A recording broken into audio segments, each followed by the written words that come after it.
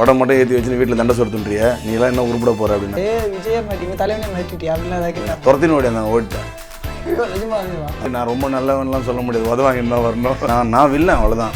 அவங்க முன்னாடி ஹீரோவாக இருக்கட்டும் இல்லை வேறு ஜீரோவாக இருக்கட்டும், அதை பற்றிலாம் எனக்கு தெரியாது. நல்லா சகப்பாகிறவன் அழகாகிறவன் தான் சார் பாம்பு வச்சுட்டு போயிடுறான். நான் மறிகிறேன், டப்புன்னு ஒரு அரை விடுவாங்க. ஐயோ ஏடா வாய்க்கிட்டு சாப்பிட்டுன்னுலாம் சொல்ல முடியாது சார். கோவம் தான் வீட்டில் குழந்தைங்க மிரட்டுவான், எதிர்க்க கொசு கொசுன்னு தான் ஒரு நாள் அடிப்போம். அப்புறம் பொண்டாட்டி கொஞ்சம் மிரட்டுற மாதிரி மிரட்டுவோம், அதுக்கப்புறம் அடி வாங்குவோம். அவ்வளோதான். சத்தியமாக வராது, வரவே வராது. இந்த ஹீரோவை எனக்கு கூட்டு பாராட்டினதில் ஒரே ஒருத்தரை தவிர, விஜய் சாரை தவிர. ரஜினி சார் வந்து அப்படிலாம் பீசு போனாலு எல்லாம் போய்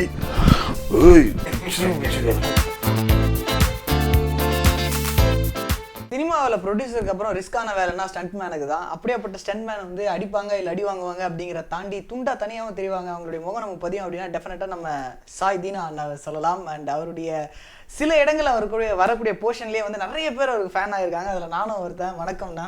வணக்கம். வணக்கம். எந்த செலிபிரிட்டி இருந்தாலும் ஃபார்மலுக்கு சின்ன போய் ஏதாவது சொல்லுவோம், ஆனால் உங்ககிட்ட சொல்லவே முடியாது. உங்களுக்கு ரொம்ப ரொம்ப பிடிக்கும்ண்ணா. தேங்க்யூ. சின்ன சின்ன போர்ஷன் தான், அதில் இருந்தாலும் அப்படியே துண்டா தனியாக தெரிவிங்க. அதுதான் எனக்கு ஹைலைட்டாக இருக்கும். இது எல்லாருக்கும் பிடிச்ச மாதிரியே இருக்கிற அந்த வாய்ஸ்லாம் இருக்கு இல்லையா, மாடுலேஷன் பேசுறது. அப்புறம் வந்து பார்க்கறதுக்கு பயங்கரமாக இருக்குது. நம்ம ஏரியாவில் ஏதோ ஒருத்தர் இந்த மாதிரியே இருப்பார், எல்லார் ஏரியாலுமே அந்த மாதிரி ஒருத்தர் இருப்பார். எப்படி அது மாதிரி உடம்பை மெயின்டைன் பண்ணுறீங்க? பேசிக்காக உங்களுடைய பின்னணி என்ன பண்ணிட்டு இருந்தீங்க நீங்கள் உங்கள் ஏரியாவில் திருநாளா? பாச்சா ரஜினி கேட்குற மாதிரி கேட்குறீங்க. அப்படிலாம் ஒன்றும் கிடையாது. ஆக்சுவலாக என்னென்னா, நான் முதல்ல ஸ்டண்ட் மேன் கிடையாது. ரைட். நான் வந்து ஒரு ஜிம் பாய். ஆமாம். நான் இதுக்கு முன்னாடி நான் வந்து பாடி பில்டராக இருந்தேன். பாடி பில்டிங்லேருந்து மிஸ்டர் மெட்ராஸ், மிஸ்டர் தமிழ்நாடுலாம் வின் பண்ணிவிட்டு, அதுக்கப்புறம் பழப்புக்கு வேலை இல்லை, சாப்பிட்றது உடம்பு இருக்குது, வீட்டில் தண்டை சோறு போட மாட்டேன், திருத்துருவாங்களே வீட்டை விட்டு. அந்த மாதிரி என்னையும் திருத்தினாங்க. உடம்பு மட்டும் ஏற்றி வச்சு வீட்டில் தண்டை சோறு துன்றிய நீ எல்லாம் என்ன உருப்பிட போகிற அப்படின்னாங்க. சரி, அப்படியே ஓட ஆரம்பிச்சது. அப்புறம் நம்ம சுற்றி இருக்கிற நண்பர்கள்லாம் அந்த ஜிம் பாய்ஸ் வேலைக்கெல்லாம் கூப்பிட்றாங்க, போகலாமான்னு. சரி, உடம்பு வச்சு நான் அதாவது போய் ஒழுங்காக செய்யணுமேன்றதுக்காக செய்ய போனேன். ஒரு டெய்லி ஒரு 200 ரூபா கொடுத்தாங்க. அப்படியே ஓடிச்சு, ஒரு 5 வருஷம் ஓடிச்சு. அதுக்கப்புறம் நம்ம எந்த வேலை செஞ்சாலும் அந்த வேலைக்குள்ளே கொஞ்சம் கவனமாக இருந்தாலே போதும், அது நம்ம கைக்கு வசப்பட்டுரும். ஸோ அந்த மாதிரி தான் சினிமாவும் எனக்கு வந்து வசப்பட ஆரம்பிச்சது. நான் அதுக்குள்ளே அதை லவ் பண்ண ஆரம்பிச்சிட்டேன். அதுக்கப்புறம் எனக்கு ஆக்ட் பண்ணணும் அப்படின்ற ஐடியா வந்தது. அதுக்கப்புறமா சினிமா வந்து மெல்ல மெல்ல ஒரு சின்ன சின்ன ஆக்டிங் முதல்ல என்னை ஆக்ட் பண்ண வச்சது வந்து கமல் சார் தான், விருமாண்டி படம் தான். ஸோ அதுலேருந்து அப்படியே ட்ராவல் ஆரம்பிச்சது. எல்லோரும் ஸ்டண்ட் பண்ணுறவங்க கூடயே பண்ணுவேன், எல்லாமே பண்ணுவேன். அவங்க பண்ணுற போலே நானும் பண்ணுவேன். ஸோ அப்படியே போயிட்டே இருந்தது. அவ்வளோதான், வேறு ஒன்றும் இல்லை. இந்த ஜிம்பா இல்லை ஸ்டண்ட்டு இல்லை இந்த வில்லன் பக்கத்தில் இருக்கிறவங்க இவங்க எல்லாரோடைய பர்ஃபார்மன்ஸும் பார்த்தோம் அப்படின்னா ஒரு ரஃப் அண்ட் டஃபாக இருக்கும். நவுறு அப்படின்னு தான் இருக்கும். ஒரு மாதிரி ஒரு டெம்ப்ளேட்டடாக இருக்கும், ஒரே மாதிரி இருக்கும். ஆனால் உங்களோட வாய்ஸ் மாடுலேஷன் இதெல்லாம் பார்க்கும்போது மட்டும் ஒரு மாதிரி தனியாக தெரியுது இல்லையா? நீங்கள் பேசுகிற விதமே அப்படி தான் இருக்குது. இந்த எந்திரன் படத்தில் வந்து சாமி கூப்பிட்டு தினொரு வருஷம் பாஸ் ஆகிடுவேன் அப்படின்னு சொல்கிறது, இந்த மாதிரி அந்த ஃப்ளோலாம் இருக்குல்ல, அதெல்லாம் வேறு மாதிரி இருக்குது. இது டேரக்டர் உங்களுக்கு சொல்லிக் கொடுக்குறதா இல்லை அவங்க சொல்லிக் கொடுக்குற டைலாக்கை உங்கள் மாடுலேஷனில் இந்த மாதிரி இல்லை? அப்படி இல்லை, அது ரொம்ப நீ ஃபஸ்ட்டு சொன்னது தான், டேரக்டர் சொல்லி தருது தான். நமக்கு அவ்வளோ பெரிய அறிவுலாம் கிடையாது, நம்ம அவ்வளோ பெரிய ஆள்லாடுது. சங்கர் சார் வந்து அந்த விஷயத்தை அவ்வளோ அழகாக சொல்லி கொடுத்தாரு. இப்படி சொல்லு அப்படின்னாரு. அது சொன்ன உடனே அது கேட்ச் பண்ணிக்கினேன், மறுபடியும் சொல்லணும். அதே மாதிரி தெரியப்படத்துலேயும் அட்லி சாரும் அதே மாதிரி தான் சொல்லி கொடுத்தாரு. ஸோ அவர் சொல்லி கொடுத்தது போக தான் நான் அதை பண்ணுறேன். தெரியப்படத்தில் வந்து விஜய் சார் ஒரு ஃப்ரேமில் இருக்காரு, ஒரு மாஸ் பஞ்சு சீன் அப்படின்னா அவர் தவிர வேறு யாரும் அங்கே ஸ்கோர் பண்ண மாட்டாங்க. ஆனால் அந்த ஃப்ரேம் அந்த 2 ஷாட்டில் பார்த்தோன்னா உங்களோட அந்த டைலாக் வந்து அதுக்கே ஒரு சிரிப்பு, டக்குன்னு அப்படியே ஒரு சடனாக ஒரு சிரிப்பு வந்தது. தேட்டரில் யாராவது சொன்னாங்களா, விஜய மாட்டிங்க தலைவனே மாட்டிட்டியா அப்படின்லாம் ஏதாவது கேட்டாங்க? துரத்தின்னு ஓடி வந்தாங்க, ஓடிட்டேன். நிஜமாவேவா? நிஜமாக துரத்திட்டு வந்தாங்க. அதுக்கப்புறம் ஓடிட்டேன், கடகன்னு ஓடிட்டேன். ஒரு 4-5 பசங்க ஒரு மாதிரி ரொம்ப கோபமாக ஹார்ஷாகி அப்படி ஒரு மாதிரி திட்டி உடைய மச்சா நான் ஓட்டுறா அப்படி நான் பூந்தடிச்சுன்னு பாப்கார்ன் வாங்குற மாதிரி பூந்து வெளியே ஓடி இருந்துச்சு. அவ்வளோதான். அது நடந்தது தேட்டரில் ஃபஸ்ட் டே இல்லை, ஒரு 2-3 நாள் கழிச்சு. சரி, 2 நாள் கழிச்சு அது ஃப்ரீயாக இருக்கேன், நம்ம போய் அழகாக படம் பார்த்துட்டு வரலாம். அப்பயே ஓட விட்டானுங்க. அவரும் எழுந்து ஓடிட்டான். அது என்ன பண்ண முடியும்? அது தலைன்னா அது ஒரு தனி பவர் இல்லை. கிரேஸாக இருக்காங்களா அவங்ககிட்டலாம் போயிட்டு நான் ரொம்ப நல்லவன்லாம் சொல்ல முடியாது, உதவாங்கன்னு தான் வரணும். ஆனால் அந்த டைமில் ஒன்றும் பண்ண முடியாதுல்ல? என்ன பண்ண முடியாது. அது நிறைய ஃபைட் பண்ணிருக்கீங்க இது வரைக்கும், ஏடா கூடமா அடியெல்லாம் பட்டிருக்கோம்ல. எப்பவுமே ரொம்ப ரிஸ்கான ஒரு வேலை. இதில் வந்து வீட்டிலலாம் ஏன்டா இதெல்லாம் பண்ணுற, இல்லை அப்பாவா அம்மாவோ ஒய்ஃபெல்லாம் கேட்டு நீங்கள் அப்படியே மாற்றிக்கலாம் அப்படிங்கிற மாதிரி இன்றைக்கி நினச்சதுண்டா? இல்லை, அது மாதிரிலாம் நினச்சது இல்லை. அந்த மாதிரி என்னை யாரும் சொன்னதும் இல்லை. ஏன்னா எனக்கு மோஸ்ட்லி எனக்கு அப்பா அம்மா கிடையாது, 2 பேருமே இறந்துட்டாங்க. அப்புறம் மனைவி தான். சொல்கிற அளவுக்கு நம்ம ஒன்றும் பெரிய ஃபேமிலியிலேருந்து வரல.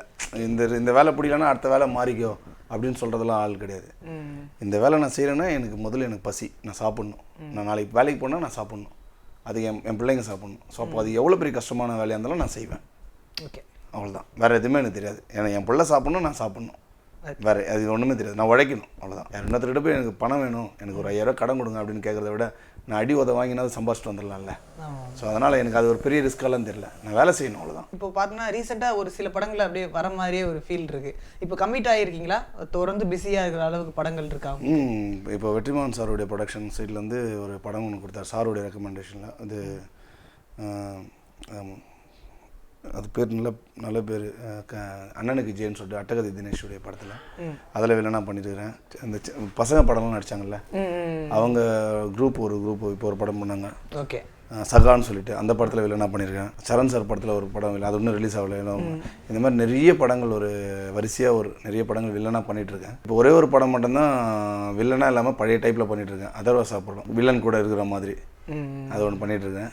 அதான் மற்ற படங்கள் எல்லாமே வில்லனாக பண்ணியிருக்கிறேன். இப்போ சில ஹீரோ கூட அவங்க கூட நம்ம ஃபைட் பண்ணும்போதோ இல்லை மிரட்டும் போதோ நமக்கு ஒரு கெத்து இருக்கும். சில பேர் பார்க்கறது ரொம்ப வத்தலும் துத்தமாக ஒல்லியாக இருப்பாங்க, பட் அவங்கள ஹீரோன்னுவாங்க. அவங்க அடிக்கும்போது பயப்படுற மாதிரி நம்ம நடிக்கணும். நமக்கே உள்ள தோணாது, இவெல்லாம் அடிச்சு நான் பயப்படணுமா அப்படிங்கிற மாதிரிலாம் தோணிருக்கோம் உங்களுக்கு?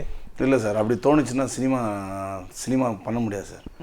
சினிமான்றது வந்து ஒரு அழகான அது ஒரு கவிதை சார். அதுக்குள்ளே வேலை செய்யணும்னா அழகாக செய்யணும். அது யார் முன்னாடி இருந்தால் என்ன சார், நமக்கு நான் வில்லன் அவ்வளோதான்.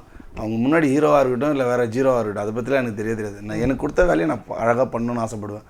அதுக்கேற்ற மாதிரி அவங்களும் அந்த மாதிரி வந்துடுவாங்க சார். அவங்க யார், இவங்க ஒல்லியாக இருக்கிறாங்க, இவங்க வெயிட்டாக இருக்கிறாங்க, இவங்க தடிப்பாங்க. வில்லன்னா என்னதுக்கு சார்? வில்லன் பெருசாக தடிப்பாக பெருசாக மூஞ்சி கொடுமா நல்லா சகப்பாகிறவன் அழகாகிறவன் தான் சார் பாம்பு வச்சுட்டு போயிடுறான்.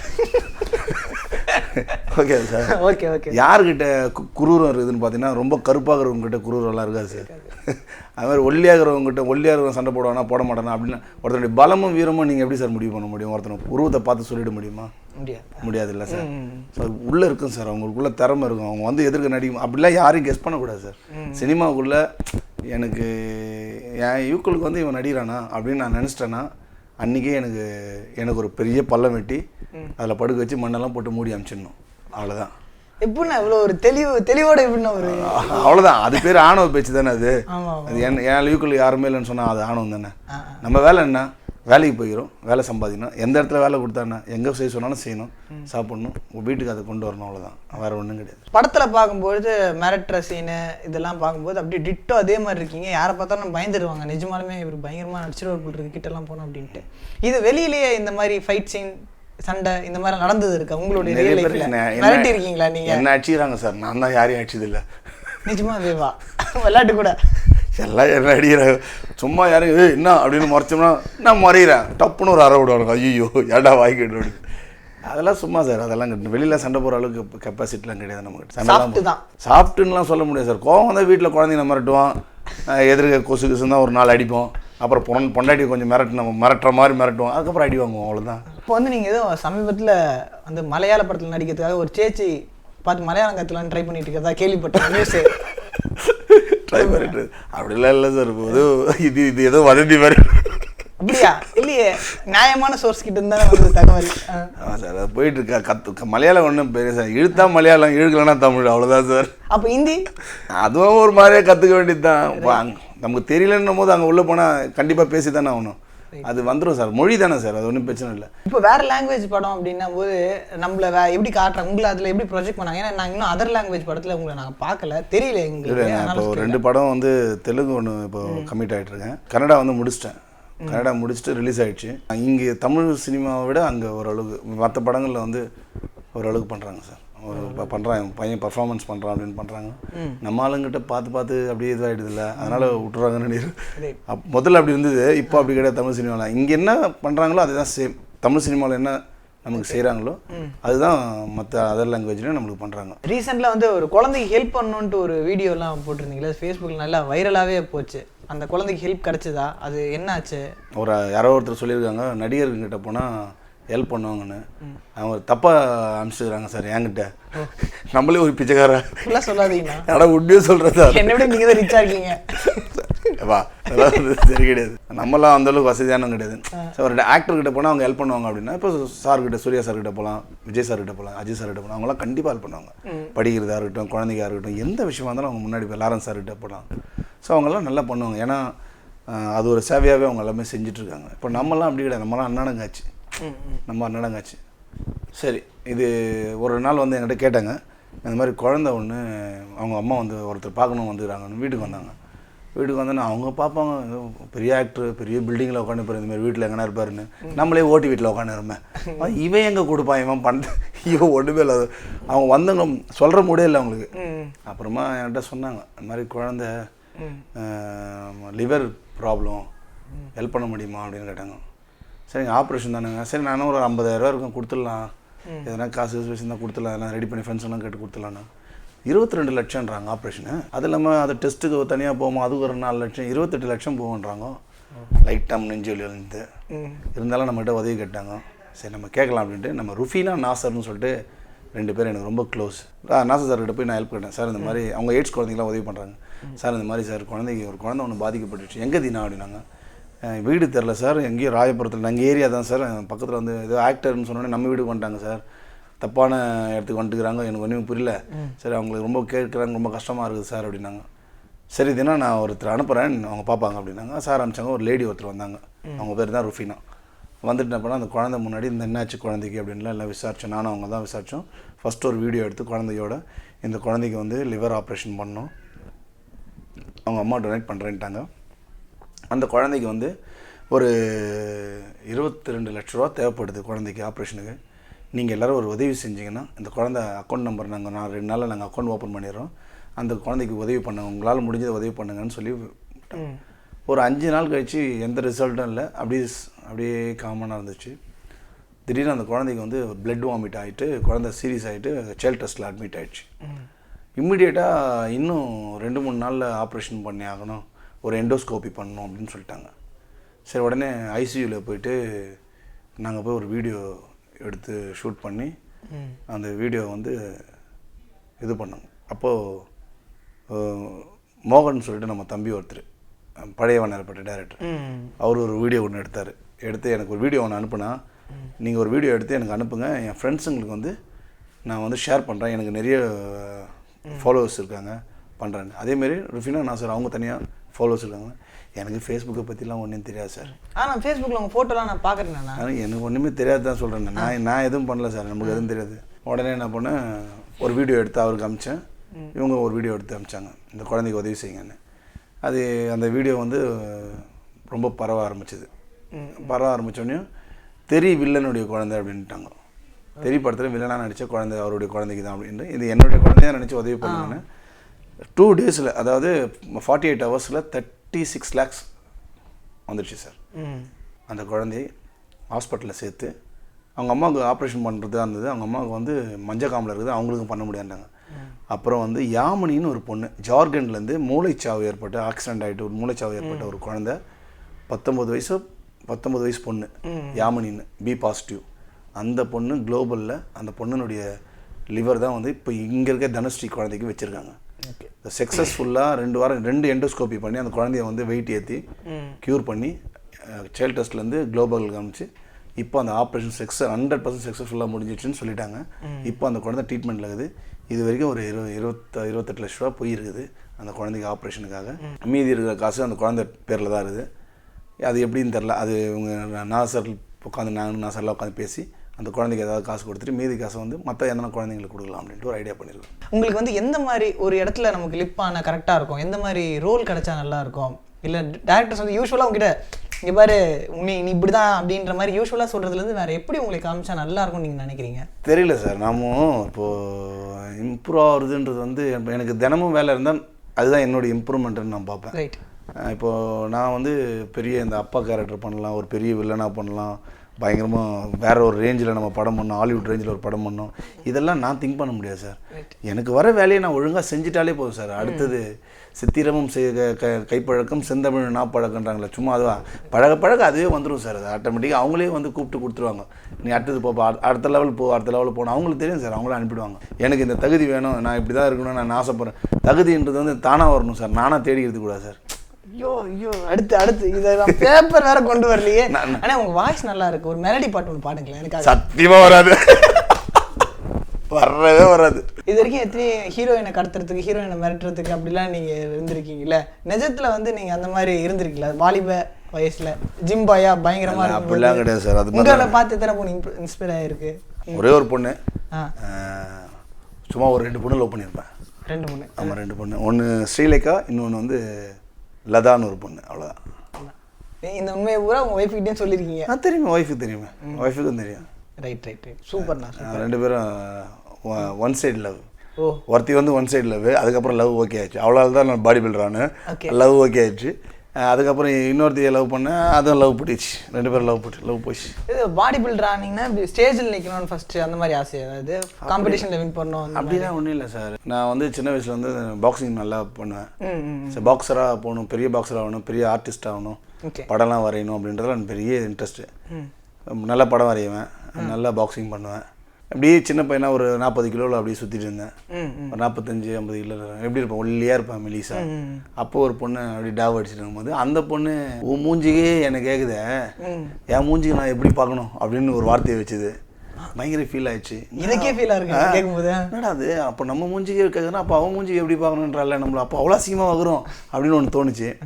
சரி, பொண்ணு முன்னாடி போயிட்டுலாம் அசிங்கமாக இல்லை நான் எப்படி உன்னை லவ் பண்ணுறேன் அப்படி இப்படின்லாம் காலெல்லாம் விழ முடியாதுல்ல, அது பயங்கர அசிங்கமாக இருக்கும்.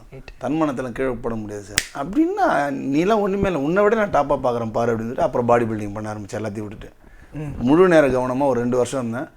45-50 கிலோவில் இருந்தவன் ஒரு 110 கிலோ வெயிட் ஏற்ற ஆரம்பித்தேன். ப்ரொஃபஷ்னலாக பக்கா பாடி பில்டராக வெளியே வந்தேன். என்ன படித்தாங்க இப்போ? என்ன படித்தது? என்ன சார் படிச்சிருப்பேன், ஒரு 7வது படிச்சிருப்பேன் சார், அவ்வளோதான் சார். ஓகே, 7வது படிச்சிருப்பேன் சார். படிப்போட அந்த உலக அறிவு முக்கியம், அது உங்ககிட்ட. படிப்புலாம் ஒன்றும் இல்லை சார். இப்போ நீ பிஏ படிச்சதா சார் போய் கேட்பா, நீ வேலை செய்யறதுல உனக்கு என்ன தேவை? நான் எல்லாம் நிறைய புத்தகம் வாசினா, எனக்கு ஏறக்குறைய ஒரு 20 வருஷமாக நான் வந்து நிறைய புத்தகங்கள் வாசிப்பேன். கம்யூனிஸ்ட்லேருந்து மார்க்ஸ்லேருந்து, லெனின்லேருந்து, பெரியார்லேருந்து, பெருஞ்சித்தினர்லேருந்து, அம்பேத்கர்லேருந்து, நம்ம சிங்காரவேலர்லேருந்து எல்லாரை பற்றியும் வாசிப்பேன். எல்லா புத்தகங்களும் வாசிப்பேன், எல்லாத்தையும் படிப்பேன். கலைஞர் எழுதின புத்தகம் ஒரு புத்தகம் கூட மாட்டேன், எல்லாத்தையும் உட்காந்து படிப்பேன். எல்லா புக்கையும் என்னால் முடிஞ்ச அளவுக்கு படிப்பேன். டைம் கிடைக்கும் போதெல்லாம் உட்காந்து படிச்சுட்டு இருப்பேன். அதான் வேலை. இப்போ ஜிம்முக்கு போகிறதுக்கு முன்னாடி இந்த ஒரு வாரம் ஜிம்முக்கு 10 நாள் ஜிம்முக்கு போயிட்டு இந்த டிஷர்ட்லாம் டைட்டாக போட்டு ஒரு மாதிரி நடப்பாங்கல்ல, அந்த மாதிரி ஆளுங்க நான் பார்க்கும்போது உங்களுக்கு என்ன இருக்கும்? குழந்தை எழுந்து நடக்க ஆரம்பிக்கும் போது எவ்வளோ ஆசையாக இருக்கும் சார். எனக்கு அவங்கள பார்த்தா ரொம்ப பெருமையாக இருக்கும் சார். ஏன்னா எந்த கட்ட பழக்கத்துக்கும் ஒரு பையன் போகாமல் உடற்பயிற்சி செஞ்சு நான் நல்லா இருக்கிறேன் அப்படின்னு தன்னை நெஞ்சு நிமித்தி நிற்கிறான் போது அது எவ்வளோ பெருமையான விஷயம். அதை கடந்து தானே நானும் வந்தேன். அப்படி ஒரு பையன் போகிறான்னா அதை பற்றியா போது பேர் பகுல் அப்படின்னு சொன்னால் அது வேஸ்ட்டு. அந்த புள்ள போதுன்னா அதை என்கரேஜ் பண்ண கூப்பிடுவாங்க. கூப்பிட்டு அப்படி ஒரு பிரம்மாண்டம் அப்படி நடந்து வந்தானா, வணக்கம் தம்பி அப்படின்னுவேன். வணக்கம் அப்படின்னுவாரு. வணண்ணா அப்படின்ட்டு கையை பிடிச்சி நான் போனால் அவர்கிட்ட பேசுவேன். சூப்பராக இருக்குது, உடம்புலாம் சூப்பராக அது டெம்ப் பண்ணி விடுவேன். ஸ்டன் காய்ஸ்லாம் இருக்காங்கல்ல, இப்போ மாஸ்டர் ஆர்ட் டிபார்ட்மெண்ட் மாதிரி ஸ்டன் டிபார்ட்மெண்ட் ஒன்று இருக்குது. ஸோ அவங்களான ஒர்க் எப்படின்னா, ஒர்க் ஸ்டைல் எப்படின்னா இருக்கும்? இப்போ ஒருத்தருக்கு ஒரு இன்ஜுரி ஆகுது அப்படின்னா அவங்க பார்த்துப்பாங்களா? ப்ரொடக்ஷன் சைட்லேருந்து அவங்களை பார்த்துப்பாங்களா, இல்லை நம்மளாம் பார்த்துக்கணுமா? அடுத்து அவங்க ஜாப் எப்படி கிடைக்கும் அதெல்லாம் கவனிப்பாங்களா? ஃபஸ்ட்டு வந்து நான் ஸ்டண்ட்மேன் கிடையாது சார். நான் வந்து ஸ்டண்ட்மேன் கிடையாது. நான் வந்து ஆக்டர். நான் ஜிம்பாய்ஸாக இருந்து ஆக்டிங் பண்ணுவேன். ஸ்டண்ட்மேன்ன்றது வந்து ஒரு ரியல் ஹீரோ சார் அவங்கெல்லாம். ஓகே. ஸோ நான் விழும் போது எனக்கு சொல்லிக் கொடுக்குறவங்களே அவங்க தான். நிறைய அண்ணன் இருக்காங்க, முருகான இருக்காங்க, வெங்கடேஷ் கோட்டி வெங்கடேஷ் இதுபாக இருக்காரு, கோட்டியான இருக்காங்க, நிறைய பேர் இருக்காங்க, நிறைய மெம்பர்ஸ் இருக்காங்க. அவங்கெல்லாம் வந்து அவ்வளோ ஹெல்ப் பண்ணுவாங்க சார். அவங்க உதவியால் தான் சார் நான் சேஃபாக கீழே லேண்ட் ஆவேன். அவங்க சொல்லுவாங்க இப்படி விழுந்தீங்கன்னா இப்படி விழுணுன்ட்டு ஸ்டண்ட் ஆர்டிஸ்ட் இருக்கிறாங்களா சார், அவங்க சொல்லுவாங்க. அண்ணனுங்களாம் அவங்களாம் என்னுடைய சீனியர் சார். அவங்களாம் முருகன், திலீப் மாஸ்டர். எனக்கு இன்றைக்கி நான் இங்கே நிற்கிறேன்னா திலீப் மாஸ்டர் ஒரு காரணம். அதே மாதிரி இங்கே நான் ஸ்டண்ட்டில் இங்கே சினிமாவில் இருக்கிறேன்னா காளியங்கம்பா ஜிம்பாய்ஸ் கிளப் அவங்க தான் வந்து நம்மளுக்கு உதவி செஞ்சாங்க. ஸோ அவங்க எல்லாருமே வந்து நமக்கு நிறைய உதவி செய்வாங்க சார். நம்ம சொல்லிக் கொடுப்பாங்க. ஸ்டண்ட்டில் இருக்கிறவங்க சொல்லுவாங்க சார். யாருன்னா நமக்கு அடிப்படுற மாதிரி புதுசாகிற பசங்க அடிபட்டுச்சுன்னா அது ரொம்ப பெயினாக இருக்கும் அப்படின்றதுனால வந்து சொல்லிக் கொடுப்பாங்க. தம்பி இப்படி விழு, இப்படி பண்ணுவாங்க. ஸோ அந்த மாதிரி நிறைய அடிபட்டு அவங்களுக்குள்ளே அடிபட்டு வந்து கம்பெனி நல்ல கம்பெனி தான் ஹெல்ப் பண்ணுவாங்க சார். யூனியன் இருக்குது அவங்களுக்கு. உங்களுக்கு அந்த மாதிரி அடியில் பட்டிருக்கானா? நிறைய பட்டிருக்கு சார். இன்றைக்கி வண்டி ஓட்ட முடியாமல் நான் இருக்கிறேன்னா அதுக்கு பேக் பெயின் காரணம்னா, இப்போ இன்றைக்கி நான் ஒரு தொடர்ந்த மாதிரி ஒரு 3 மணி நேரம் நிற்க முடியாது என்னால். எனக்கு முதுகில் அடிபட்டு. எதில், எந்த படத்தில் அடிபட்டு? நிறைய படத்தில் சார். இந்த படத்துலன்னு அடிபட்டதுலாம் பர்டிகுலராக சொல்ல முடியாது சார். நிறைய இந்த 2 ஆங்கிள் வந்து விரும்பாண்டி படத்துலேயே அடிபட்டது. உள்ள சின்ன சஸ்பெண்டில் செம ஷாட் அடிக்கும் போது இது மாதிரி அடிச்சு ரிட்டர்ன் ஆயிடுச்சு. ஓகே. அப்புறம் நிறைய தெரிய படத்தில் இந்த ஷோல்டர் வந்து கீழே இறங்கிடுச்சு. விஜய் சாருக்கு அது தெரியுமா? இல்லை யாருக்கும் தெரியாது சார். ஆக்சுவலாக அது ஷோல்டர் தானே இறங்குச்சு அப்படின்னு நானே போயிட்டு அதை தூக்கி கூட ஒருத்தர் இருந்தார், ஃபிசியோ ஒருத்தர் இருந்தார், தூக்கி வச்சு செட் பண்ணிட்டார். அதுக்கப்புறம் கொஞ்சம் கை கொஞ்சம் நல்லா ஆசிக்காமல் இருந்து அதுக்கப்புறம் முறையாக ப்ராப்பராக அட்லி சார்கிட்ட சொன்னால் அவங்கெல்லாம் வந்து பண்ணி விட்டாங்க. அடி நிறைய அடிப்படும் சார். நான் நாளைக்கு காலையில் கல்யாணம் 4 மணிக்கு காலையில் கல்யாணம் பண்ண போகிறேன், நீ நைட்டு போய் இந்த ஷோல்டர் இறக்கின்னு வந்தேன். கட்டுறது கலவுன்னு ஒரு படத்தில். ஏன்னா இன்னைக்கு போய் வேலைக்கு போயிட்டு வந்தால் தான் நாளைக்கு கல்யாண செலவுக்குலாம் காசு கிடைக்கும்ல. ஓகே. அதனால் இப்படி வச்சின்னு போய் அங்கே போய் தாலி இப்படி தான் கட்டினேன். உங்களை பார்த்து ஒரு அளவுக்கு சொல்கிறது ஓகே, பாடி பார்த்து ஃபிசிக் பார்த்து ஒரு அளவுக்கு சொல்கிறது ஓகே. உங்கள் பர்ஃபார்மன்ஸ் நல்லா இருக்குது அப்படின்ட்டு இது வரைக்கும் யாரெல்லாம் பாராட்டியிருக்காங்களா? நிறைய பேர் சொல்லியிருக்காங்க சார், நிறைய பேர் சொல்லுவாங்க. ஹீரோஸ் பாராட்டினது ரஜினி சார் வந்து நல்லா பண்ண சூப்பர் எங்கேருந்து அப்படி எல்லாம் வேறு இனிமே புரியல என்னடா இதெல்லாம் கிண்டல் பண்ணுறாங்களா நம்மள அப்படின்னு. ஆனால் நான் இவ்வளோ நாள் எங்கடா இருந்தேன், ஏன் சினிமாக்கெலாம் நீ போய் சான்ஸ்லாம் கேட்க மாட்டியா அப்படிலாம் கேட்டார். நல்லா பண்ணுறான் அந்த பையன், நல்லா பண்ணுறான்ல, நீ நல்லா பண்ணு, உனக்கு டைம் இல்லை, இப்போ தான் செட் ஆகுது போகுது, நீ நல்லா வந்துடுவா அப்படின்னாரு எந்திரன் படத்தில். அதுலேருந்து ஸ்டார்ட் சார். அவர் தான் ஃபஸ்ட்டு எனக்கு பாராட்டினது. அதுக்கப்புறம் இப்போது விஜய் சாருக்கு வந்து கூப்பிட்டு நான் நல்லா பண்ணுறீங்களேண்ணா எப்படின்னா இதெல்லாம் நான் என்ன பண்ணேன் அட்லீஸ்ட் அவர் பேசுறது அப்படி தான் ஸ்லோவாக இல்லை அப்படி இல்லை, நான் நல்ல மனுஷன், நான் சொல்லி கொடுப்பாருண்ணா அவ்வளோ அழகாக. அந்த ஈகோலாம் இருக்காது, நான் அவர்கிட்ட அழகாக சொல்லி கொடுத்து. இப்போ எனக்குலாம் வந்து இல்லை இதெல்லாம் வேணாம் பையனை அனுப்பு அப்படின்னா எவ்வளோ சார் கூப்பிட்டு கேரவனில் உட்கார வச்சு பேசுகிறாருன்னா அதுவே மரியாதை சார். நம்மளாம் அவ்வளோ பெரிய ஆளா சார். நான் சக நடிகை நான் மதிக்கிற அளவுக்கு மதிக்கிறார் சார் நம்மளை, அவ்வளோ பெரிய விஷயம். இந்த மாதிரி 2 பேர் தான் சார் பாராட்டிக்கிறாங்க. சின்ன படம் தான், சின்ன படம் சொல்ல முடியாது, பெரிய படம்னே சொல்லலாம். ஆரண்ய காண்டம் அந்த மாதிரி நோட்டீஸ் பண்ணுற மாதிரி நிறைய படங்கள் நீங்கள் நடிச்சிருக்கீங்களா, அது ஒரு ஹிட்டாகவும் ஆயிருக்கு. அதுக்கடுத்து அதே டேரக்டர் படம் பண்ணும்போது நீங்கள் போய் சான்ஸ் நீங்கள் கேட்டதா? ஏன்னா ஃபஸ்ட்டு அவங்க கேட்டிருப்பாங்க, அவங்க கிட்ட உங்களை கூப்பிட்டு போயிருப்பாங்க சான்ஸ் கொடுத்து. அதுக்கடுத்து அவங்க பெரிய படம் பண்ணும்போது நீங்களா வாலண்டியாக சான்ஸ் கேட்டது இருக்கா? ஏதாவது நிறைய கேட்டிருக்கேன் சார், நிறைய கேட்டிருக்கேன். ஆனால் கொடுக்க மாட்டாங்க சார், ஒரு படத்தோடு அனுப்பிச்சிடுவாங்க. எந்திரன் படத்துக்கும் போய் கேட்டேன், வாய்ப்பு இல்லை. இது இந்த 2வது விக்ரம் சார் படத்துக்கு போனேன். அப்போ கொஞ்சம் உடம்பு சரியில்லாமல் இருந்தேன், ஃபீவரில் இருந்தேன், கொஞ்சம் ஒல்லியான லீன் ஆகிட்டேன். அப்புறம் அந்தளவுக்கு ஒன்றும் இல்லை. அப்புறம் நிறைய இப்போ தெரிய படம், இப்போ செகண்ட் தெரிய 2 அப்படின்னாங்க. அதுக்கும் கேட்டு நிறுகிறேன், வாய்ப்பு வேணும் ஏன்னா கேளுண்ணா அப்படின்னு. ஒன்றும் கொடுக்கல. கூப்பிடுவாங்க தம்பி அப்படின்றாங்க மாதிரி தெரியுது, கூப்பிட்டா கூட சந்தோஷமா இருக்கும். நீங்கள் வந்து அடுத்து வந்து இயக்குனர் அதாவது முயற்சி பண்ணுறீங்களா? ஏன்னா பொதுவாக பண்ணுவாங்க இல்லையா, அது மாதிரி நீங்கள்? அப்படிலாம் இது இல்லை சார், ட்ரை பண்ணேன்.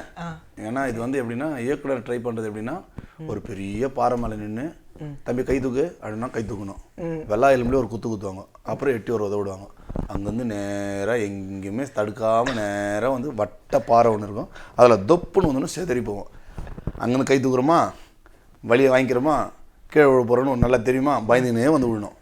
எதுக்கு சார் இதெல்லாம் ட்ரை பண்ணேன், ஒரு கதை எழுதிட்டு நம்ம போய் படம் பண்ணலாம் அப்படின்னு அசிஸ்டன்ட் டைரக்டர்லாம் ஒர்க் பண்ணி போகலாம் அப்படின்லாம் ஒரு ஐடியா பண்ணேன். நம்ம இப்போ இப்படி போனோம்னா பிள்ளைங்களாம் அவ்வளோதான், ஸ்கூல் ஃபீஸ் கட்ட முடியாது, சாப்பாடு போட முடியாது, நிறைய பிரச்சனை இருக்குது.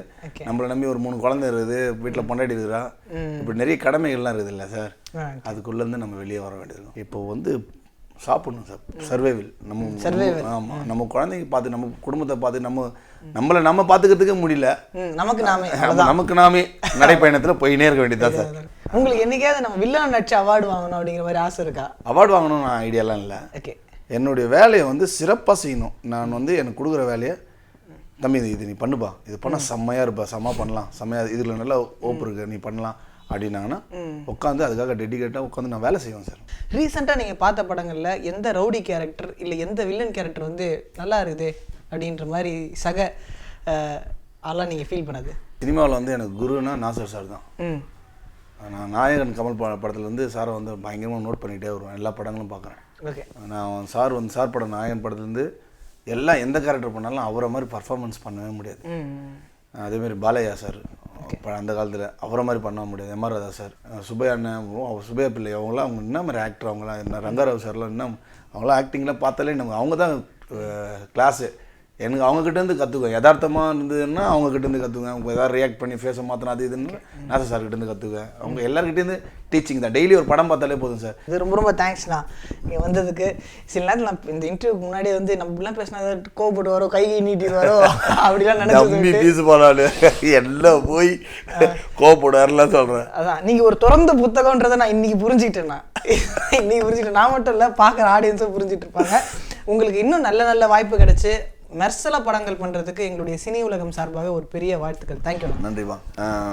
சினி உலக நேயர்கள் அனைவருக்கும் நன்றி. ரொம்ப சந்தோஷம் தம்பி இன்டர்வியூ பண்ணது. எங்கெல்லாம் கூப்பிட்டுலாம் இன்டர்வியூ பண்ணுறாங்கன்னா இந்த சேனல்ஸ் எல்லாம் ரொம்ப நன்றி சொல்லணும். என்ன மாதிரி இன்னும் நிறைய பேர் இருக்காங்க எனக்கு பின்னாடி, அவங்க எல்லாரையும் கூட்டிட்டு வாங்க. வாழ்த்துக்கள். ரொம்ப நன்றி. படங்கள் எல்லாத்துலேயுமே டயலாக்லாம் ரொம்ப ஷார்ட்டாக இருக்கும். அதை வச்சு நிறைய பேர் கிண்டல் பண்ணியிருப்பாங்க. ஏன் படத்துலேயே கூட அந்த மாதிரி நிறைய காமெடிஸ் வந்திருக்கு. ஏன் மணிரத்னம் சார் படம் மாதிரி ரொம்ப ஷார்ட்டாக பேசுகிற அப்படிலாம் கேட்பாங்க. பட் இந்த காற்று வெளியிடை படத்தில் பார்த்தோம் அப்படின்னா இந்த படத்தை பற்றி ஊர் பேசுதோ என்னமோ படம்